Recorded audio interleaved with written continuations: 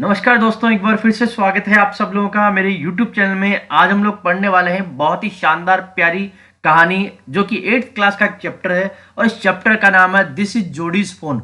दोस्तों, ये बहुत ही प्यारी दोस्ती की कहानी है और इस कहानी में हम पढ़ने वाले हैं एक बहुत ही प्यारे बच्चे के बारे में जिसका नाम है जोडी। जोडी जो बच्चा है उसके दिल में बहुत ही कंपैशन है, करुणा है, दया है।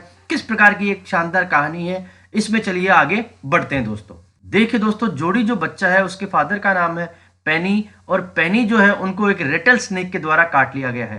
रेटल स्नेक ऐसा स्नेक होता है जो बहुत अपनी पूंछ से फड़फड़ाने की आवाज करता है और जब रेटल स्नेक ने उनको काट लिया तो उनके जहर को निकालने के लिए उन्होंने एक डो को मारा। डो का मतलब होता है फीमेल डियर।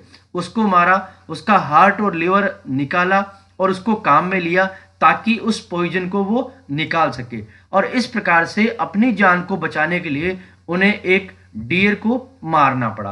अब जो वो डो है वो बेचारा मर चुका है और उसका जो बच्चा है फोन जो है, फोन का मतलब डियर का बच्चा, वो जो बेचारा है वो जंगल में अकेला है। अब जंगल में अकेला वो कैसे रह पाएगा, यही जोड़ी के दिमाग में चल रहा है दोस्तों।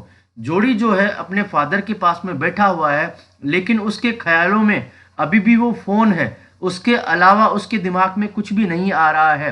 उसके ख्यालों में, उसके विचारों में केवल वही आ रहा है कि वो अकेला कैसे जंगल में सरवाइव करेगा। वो अपने स्थान को छोड़ता है, अपने फादर के पास जाता है और उसके फादर जो है जिनका नाम पेनी है वो आराम कर रहे हैं। उनकी आंखें खुली हुई है और उनकी आंखें जो है वो बड़ी बड़ी हो चुकी है क्योंकि वो अभी अभी बिल्कुल ठीक हुए हैं और वो बिल्कुल मौत के पास से आए हैं। अब दोस्तों, जोड़ी जो है अपने फादर से पूछता है कि आप कैसे हैं, तो उनके फादर कहते हैं कि मैं बिल्कुल ठीक हूँ। ऐसा लगता है मौत मुझे छू के चली गई थी, मैं बहुत ही पास से लौटा हूँ। जोड़ी अपने पिताजी से पूछता है कि फादर क्या आपको डो और फोन याद है? तो फादर कहते हैं कि मैं उनको कैसे भूल सकता हूँ, उस डो ने अपनी जान देके मेरी जान बचाई है। अब जोड़ी जो है उसके बारे में बड़ा ही चिंतित है। वो सोचता है और कहता है कि वो बेचारा फोन जो है जंगल में अकेला होगा, भूखा प्यासा होगा और डरा हुआ भी होगा। जोड़ी अपने फादर से कहता है कि मैं बड़ा हो चुका हूँ, मुझे दूध पीने की आवश्यकता नहीं है। क्या मैं जंगल में चला जाऊं, उस फोन को लेके आ जाऊं और मेरे हिस्से का जो मिल्क है वो मैं उसे पिला दूंगा और मैं उसे बड़ा करना चाहूंगा। इस पर जोड़ी के पिताजी बड़े ही कंफ्यूज होते हैं, पर वो कहते हैं कि उसने मेरी जान बचाई है तो हमारी भी उसके प्रति जिम्मेदारी है, तो तुम जंगल में जाके उसे ला सकते हो और इस बारे में अपनी माँ से तुम बात कर लो। जोड़ी अपनी मदर के पास में जाता है और उनसे कहता है कि क्या मैं फोन को वापस लेके आ सकता हूँ। तो मदर पूछती है कौन से फोन की तुम बात कर रहे हो? तो जोड़ी कहता है कि मैं उस फोन की बात कर रहा हूँ जिसको हमने मार दिया था और मारने के बाद में उसके लीवर से हमने पिताजी की जान बचाई थी। तो मिलविल कहता है कि मैं भी इसके साथ में जंगल में चला जाऊंगा और उसकी सहायता कर सकता हूं। अब जोड़ी की मदर कहती है कि ठीक है, अगर तुम उसे लाना चाहते हो तो तुम ला सकते हो, लेकिन तुम्हें अपने हिस्से का दूध उसको देना पड़ेगा। तो जोड़ी इस बात के लिए तैयार हो जाता है। अब मिलविल जोड़ी से कहता है कि चलो बच्चे जल्दी चलो, हमें जल्दी जंगल में राइडिंग करके जाना होगा और उस फोन को लेके आना होगा। अब ये दोनों जो है घोड़े पे बैठ जाते हैं और घोड़े पे बैठ जाने के बाद में मिलविल से जोड़ी कहता है कि क्या फोन अभी भी वहीं होगा, क्या आप मेरी सहायता करोगे उसे ढूंढने में? मिलविल उसे कहता है कि अगर वो जिंदा होगा तो जरूर ही मैं आपकी सहायता कर पाऊंगा, लेकिन आपको ये कैसे पता है कि वो ही है, वो शी नहीं है? तो जोड़ी कहता है उसके जो स्पोर्ट्स थे वो सारे एक लाइन में थे और अगर वो शी होता तो उसके स्पोर्ट्स जो है वो एक लाइन में नहीं होते हैं, ये मुझे मेरे फादर ने बताया है। दोस्तों, अचानक जोड़ी के मन में एक सवाल आता है कि अगर ये मेरा फोन जो है वो मर चुका होगा तो मुझे बहुत ही दुख और निराशा होगी और वो मैं किसी के साथ में शेयर करना नहीं चाहता। लेकिन वो कहता कि अगर मेरा फोन जिंदा हुआ तो उससे मिलने की जो खुशी है वो भी मैं किसी के साथ बांटना नहीं चाहता। इसलिए वो सोचता है क्यों ना मैं अंकल मिलविल को यहाँ से भेज दूं। अब वो जल्दी ही अंकल से कहता है कि अब मुझे लगता है कि आसपास में ही मुझे वो फोन मिल जाएगा और यहाँ पे हॉर्स का और आपका जाना ठीक नहीं होगा, हमें पैदल ही यहाँ से जाना होगा और आप एक काम करो, आप वापस लौट जाओ। अब मिलविल जो उसके अंकल हैं वो बड़े परेशान हैं कि अरे बच्चे, तुम्हें अकेला नहीं छोड़ सकते, हो सकता है तुम्हें भी कोई स्नेक वगैरह काट ले। लेकिन जोड़ी कहता है कि मैं अपना ध्यान रखूंगा, आप मेरी चिंता मत करो। मुझे आसपास में उसको ढूंढना पड़ेगा और आप यहाँ से जा सकते हैं। जोड़ी के अंकल मिलविल जो है वो वहां से चले जाते हैं। वो धीरे धीरे इस आवाज को सुनता है, घोड़े की जो हूफ की आवाज होती है उसको सुनता है कि वो बहुत धीरे हो चुकी है, इसका मतलब वो जा चुके हैं। अब वो आसपास में चारों तरफ देखता है, चारों तरफ बहुत ज्यादा शांति रहती है। एक बार वो सोचता है कि कहीं मैं रास्ता भटक तो नहीं गया हूं, क्या ये वही जगह है जहां पे मैंने कल उस फोन को छोड़ा था। अब अचानक उसके पास में से एक बजाड़ पक्षी आता है और उसे आइडिया लग जाता है कि मेरा जो फोन है या जो डो है वो आसपास ही होगा, क्योंकि बजाड़ एक ऐसा पक्षी होता है जो मरे हुए जानवरों को खाता है। थोड़ी देर बाद वो देखता है कि बहुत सारे बजाड़ पक्षी बैठे हैं और डो की डेड बॉडी यहाँ पे रखी हुई है और वो उसको खा रहे थे। तो उसे समझ में आ जाता है कि मेरा फोन भी आसपास में ही होगा, मैं सही जगह पे आया हूँ।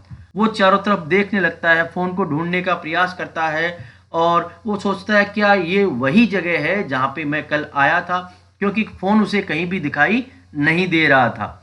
अब वो उस जगह लौट के आता है जहां पे कल उसने फोन को देखा था और उसे कुछ कुछ याद आता है, मैंने शायद तक फोन को यहीं छोड़ा था और यहाँ आसपास में उसके पैरों के निशान को भी थोड़ा ढूंढ लेता हूँ।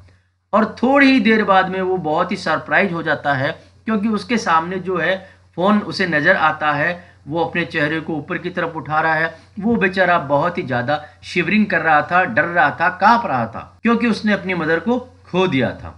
अब देखो, जैसे ही जोड़ी उस फोन को देखता है तो बहुत ज्यादा वो खुश होता है। वो तुरंत उसके पास जाता है और उसको गले लगा लेता है और उसे बहुत अधिक खुशी होती है।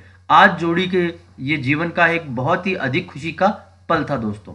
अब धीरे धीरे वो उसको अपने साथ में लेके चलता है। उसे लगता है जैसे कोई चाइना डियर हो जो टूट ना जाए, और उसकी स्किन जो है वो बहुत ही सॉफ्ट और प्यारी होती है और उसके अंदर से घास की प्यारी प्यारी खुशबू भी आ रही होती है।